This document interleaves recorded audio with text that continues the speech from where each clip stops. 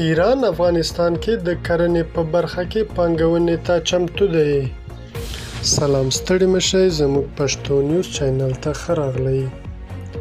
کابل کې د ایران سفیر بهادر امینیان او د دوی د هیواد د کار او ټولنیزو چارو وزارت مرستیال د کرنې وزارت له مسلکي مرستیال مولوي صدراعظم سره په لیدنه کې ویلي چې هیواد یې چمتو دی ترڅو د افغانستان د کرنې او مالدارۍ په برخه کې پانګونه وکړي.